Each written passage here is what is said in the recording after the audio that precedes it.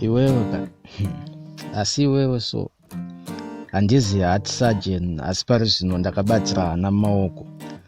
Hana yangu iri kujamba unge inoera soko. Ndikuwandirwa nezvekutaura but ndikuperwa nemashoko. I guess wazvijaira saka hazvisitombo kushoka. Kuona zvikuitika. Okay, let me put it this way. Ndoda kukupa rudo sha. Pandakakuona moyo wangu wakaita mazirudo nge mafounder ema-NGO.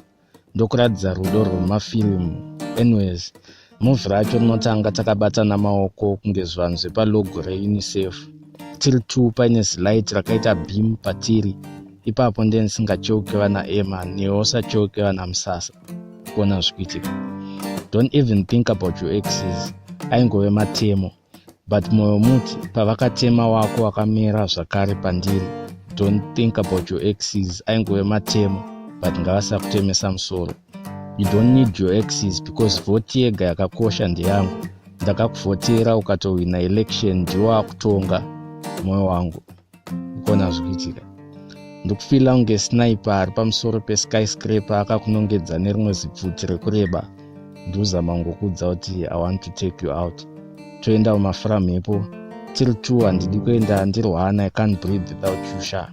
Kumafura mhepo.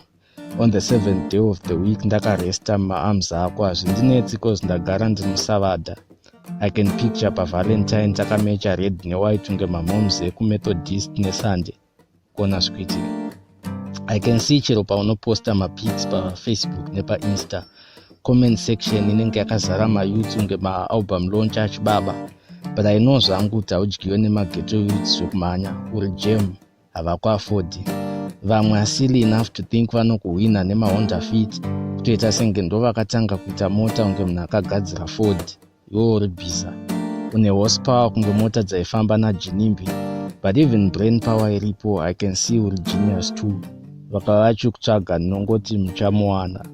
If it means to die with you, tichibvira murudo ndikutoda. Kuona zvikuitika. Nyandurwe mugwagwa Streetpoet. Ande, tana chia.